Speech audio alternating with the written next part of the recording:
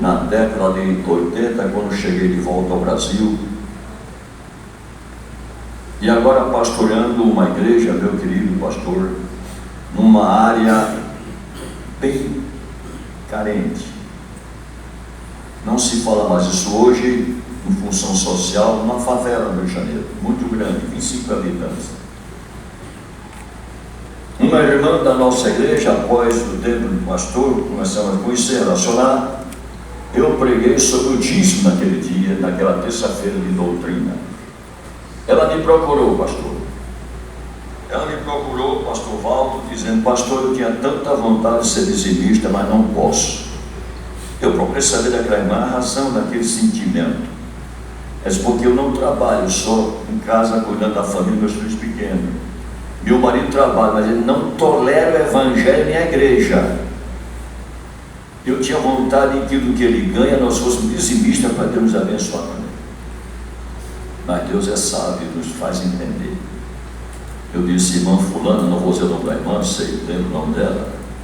Ele te dá o dinheiro para comprar o pão de manhã no supermercado. Comecei a perguntar: pastor, então você faz o seguinte: o dinheiro que ele der no valor, reserva o seu dízimo, agora é seu dinheiro, e entrega ao Senhor. O tempo passou, pastor Valdo, eu nem lembrava mais daquilo.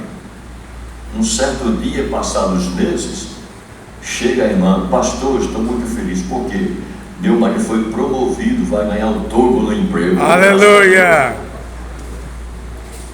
E aqui a senhora recuda: o senhor me explicou. Aí eu lembrei: o dízimo. Já disse Fernando, não disse Fernando, está na hora de falar. Chama o seu esposo e, com um jeito delicado de uma serva de Deus, uma boa esposa, diga para ele que a senhora dizimava o dinheiro que ele dava para as prendas domésticas. Ela falou: vou ser breve, o homem aceitou a Jesus, não porque teve progresso, mas pelo testemunho da sua esposa. Aleluia. Eu creio na prosperidade de Deus quando somos fiéis à sua palavra.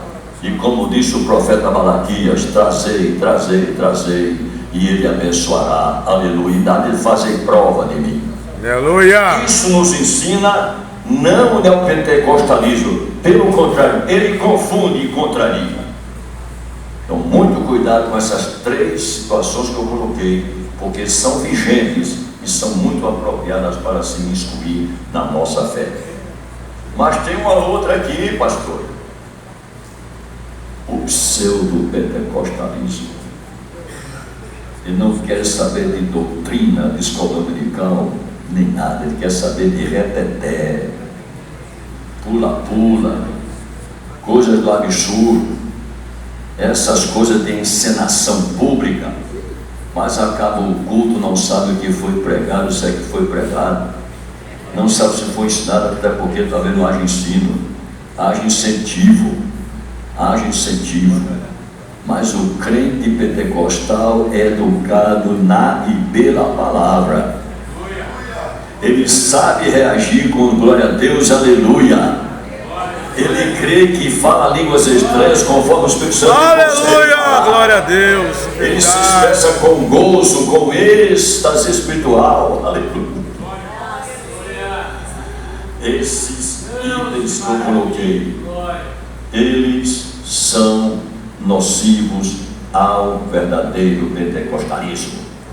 Glória a Deus. Se há, na minha expressão, meu querido pastor, verdadeiro pentecostalismo, não somos melhor do que ninguém. Temos que ter muito cuidado, pensando que somos os mandatários do Espírito Santo. Não somos.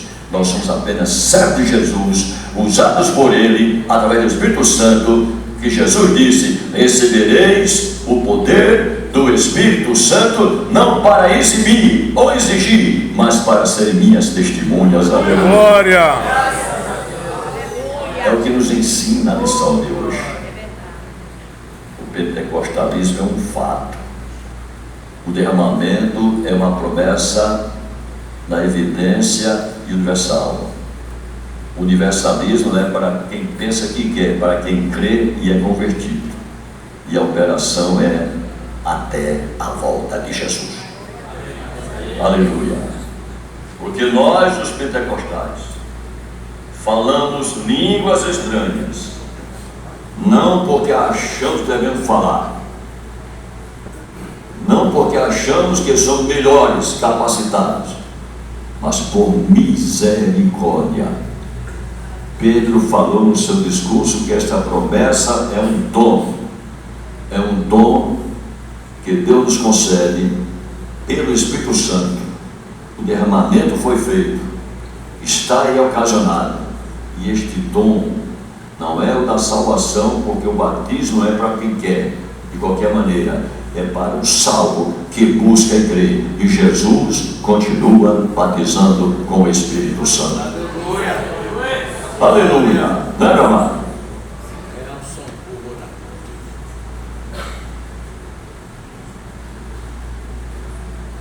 O novo nascimento, estou falando, pelo menos, acho que sim, está na nação. O novo nascimento e o batismo do Espírito Santo, embora oriundos da mesma graça de Deus manifestada por e em Jesus Cristo, são experiências distintas. Vamos ler.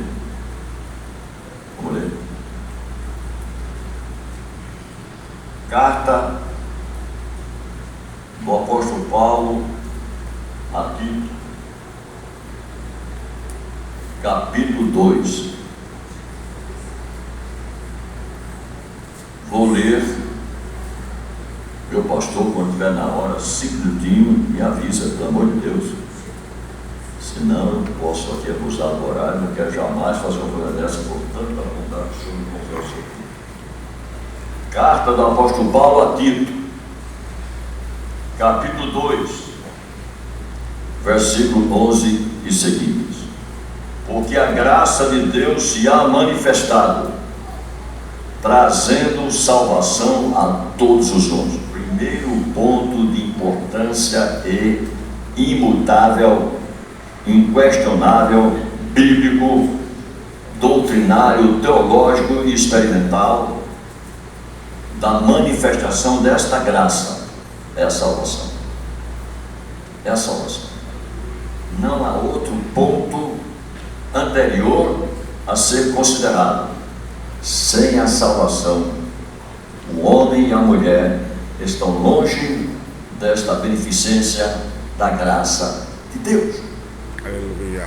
Ah, mas pastor, ele cura enfermidade de incrédulo, cura por misericórdia, anda fazendo bem.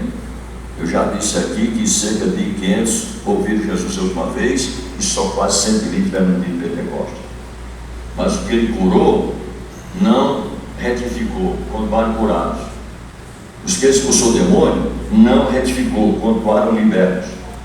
Os que ele fez o bem não retificou, continuaram assim. Agora a graça foi manifestada para o que crê. Aleluia. Aleluia. Eles creram na cura. Alguém orou, Jesus também operou, foi beneficiado, porque andou fazendo bem.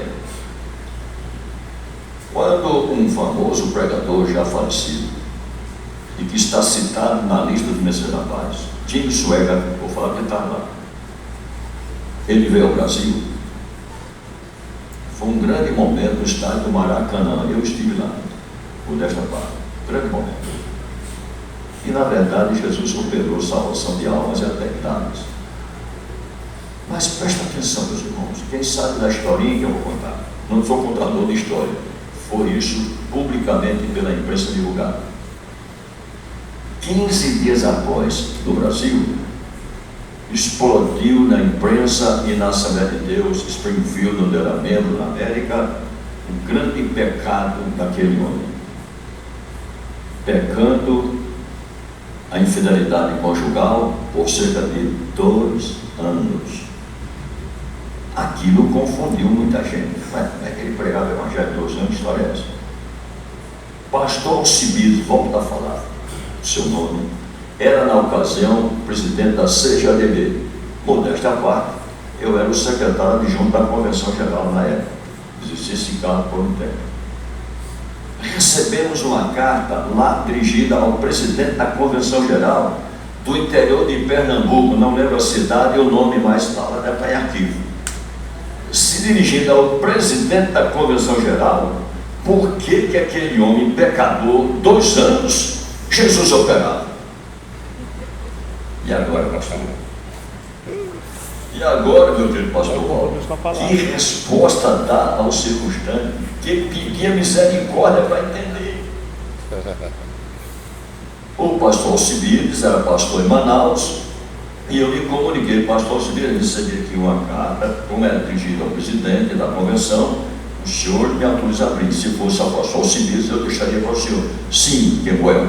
O que é que diz a carta? Eu expliquei. Eles deixam essa carta no expediente da próxima reunião da mesa. Encaminhei. Reuniu a mesa logo após, não por aquilo, mas pelo expediente. E leu a carta para os da mesa diretora da CGDB. E ele disse: eu vou responder essa carta pelo mensageiro da paz. Em algum mensageiro tem essa resposta. E sabe, não foi uma tese, foi um fundamento bíblico que ele expressou, homem de Deus. Eu vou resumir: que a fé vem pelo ouvir, e o ouvir pela palavra de Deus. Não é a fé em quem fala a palavra de Deus. Pronto, explicou. Os homens e mulheres eram curados não pela palavra do pregador, mas pela palavra de Deus. Entendeu, irmão? Amém. Entendeu? Amém. Meu Deus, que esclarecimento teológico profundo aquele homem de Deus nos deu.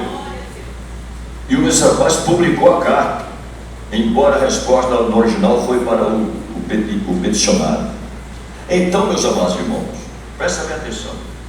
O novo nascimento concorre para que nós possamos crer que Jesus batiza com o Espírito Santo. Então a promessa está aqui, porque a graça de Deus se há manifestado, trazendo salvação a todos os homens, ensinando-nos que, agora vamos qualificar quem são esses todos os homens, na proporção da doutrina, tanto a promessa da salvação quanto do batismo do Espírito Santo é universal, ou são universais. Mas a razão para ser atingido por essa promessa é a fé, pelo arrependimento da salvação. E como salvo, creio que ele batiza com o Espírito Santo. Pronto. Aleluia. Eu dou graças a Deus que eu fui batizado com o Espírito Santo. Glória a Deus. Falei e falo línguas estranhas. Ela vem com um impulso, irmão. Quando você fala línguas estranhas, né, eu vou falar línguas estranhas, não é isso não. É que você está orando, está dirigindo um culto, está pregando e sente aquele gozo. É uma coisa sobrenatural. Aleluia! Não é uma coisa do propósito, não é uma coisa da exibição. É algo sobrenatural. Aleluia! Nós falamos quando oramos, falamos quando pregamos, falamos quando até dirigindo o carro, quando assim estamos, como a gente usa na linguagem nossa, ligados com o céu. Ele não usa essa linguagem, irmão? Fica ligado, não é uma brincadeira, não. O que fala sincero, fica ligado com o céu, pensar nas coisas que estão lá de cima e falando de coisas estranhas. Aleluia. Ressalvadas as proporções, o batismo com o Espírito Santo é tão necessário para o salvo como a salvação é para o pecador. Entendeu, irmão? É impossível. Meu Deus, pastor, pelo amor de Deus, não quero essa história. É assim que eu falava. Eu digo que é um bate-papo com a igreja da linguagem não chula, na linguagem popular.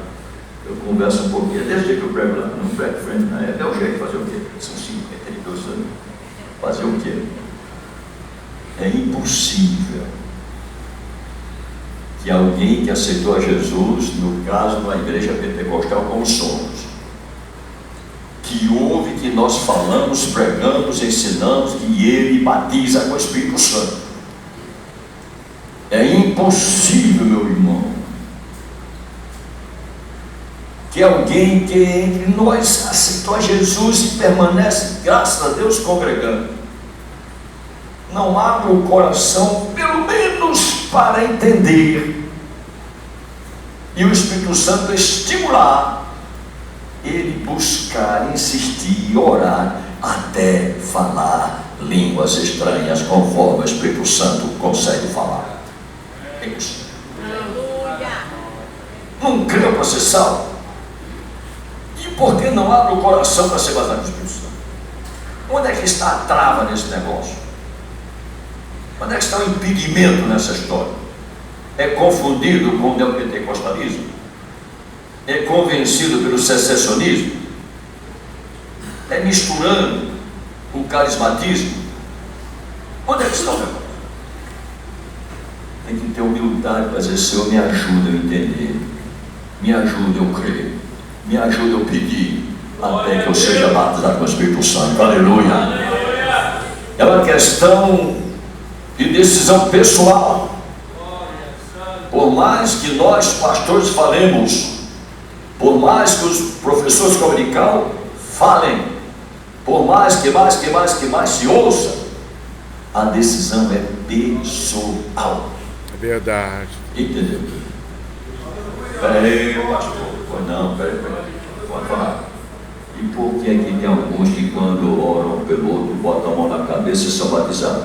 Porque aquele sobre quem pôs a mão creu, pediu e contribuiu com aquele que está impondo as mãos. Porque a Bíblia diz em 3 ocasiões no livro de Atos, está lá escrito na lição de hoje, que impuseram as mãos sobre eles e eles foram cheios do Espírito e falaram línguas estranhas. É porque alguém pôs a mão, não é porque aquela mão contribui com fé, com alegria, com energia, com comunhão. E aqueles sobre quem as mãos são impostas, creu, buscou, se humilhou: Senhor, eu estou aqui. Aleluia. Não é como aqueles que pedem que você transmite o poder. Eu não transmito o poder para ninguém. Porque os retetés ensinam isso, se é que ensinam. Transmissão de poder. Pega a minha mão, faz até transmitindo. Alguém que está com a mão na eletricidade aqui, descarga elétrica, mas não tem nada disso. Desculpa, pastor. Eu fico sensibilizado, irmão, sinceramente, porque parece até que eu não estou doutrinando, estou explicando. Não existe transmissão de poder de um para o outro. Prova, pastor. Eu não provo nada, eu leio a Bíblia. Pedro e João subiam juntos ao templo. Alguém lembra disso? Ao subir ao templo, na hora da hora, foram até orar. Um certo circunstante coxo disse: dá-nos uma esmola, Senhor. Pedro olhou para eles e disse: prata e ouro nós não temos. Assumiu a condição, dentre eles, do aspecto patrimonial e financeiro. Mas uma coisa eu tenho. Por que, missionários? João não foi apóstolo de Jesus junto com ele? João não viu Jesus tudo junto com ele? João não esteve em todos os momentos com Jesus e ele, inclusive no monte da transfiguração, lá no Getsêmani, não era ele, Tiago e João? Custava dizer o que nós temos. João não estava com Pedro no dia de Pentecostes e foram passados do Espírito Santo? Foram ou não foram? E por que aqui João excluiu? Por que aqui Pedro excluiu João? Prata e ouro nós não temos, mas o que eu tenho? Por que essa exclusão de João naquela declaração? Porque ninguém transfere poder para ninguém. O poder é recebido pelo Espírito Santo conforme a fé. Aleluia. Aleluia. Por mais que fale línguas estranhas, seja poderoso em obras, não se transfere poder para ninguém. Mas tem que se achar necessitado e dizer: Senhor, eis-me aqui. Aleluia.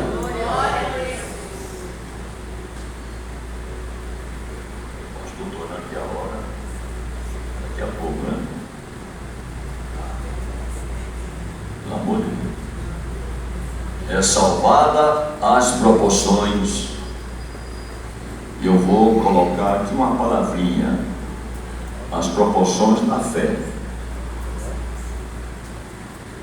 O batismo com o Espírito Santo é tão necessário para o salvo quanto é a salvação da alma. A proporção é distinta, mas a experiência é necessária em ambos os casos. Aleluia! Quanto mais obra do Espírito Santo, mais atingida é uma sociedade. Alguém lembra da igreja em Éfeso, 19 de Atos? Imagina, meu pastor, 10% de irmãos em relação ao dia de Pentecostes, quase 120. O apóstolo Paulo chega lá, Atos 19. Aí faz uma perguntinha tão, parece até sem importância. Recebeste vós já o Espírito Santo? Irmão Paulo, sim. Eu vou falar por mim, talvez para nossos 12 aqui, nossos 11 aqui. Nós nem ouvimos falar disso. A gente não fala sobre a batismo de João. Tá? Vocês foram doutrinar na palavra do Apolo. Paulo não reclamou nada de Apolo. Paulo não criticou nada que terá feito Apolo. Talvez tenha até reiterado sobre a doutrina dos batismos, enfim, doutrinado. Mas disse uma coisa: vamos orar. E começou a pregar sobre o Espírito Santo, impondo-lhes as mãos, diz Atos 19, versículos na sequência, que eles foram cheios do Espírito Santo e falaram línguas estranhas. Aleluia! Glória! Paulo não transmitiu poder, pregou a doutrina.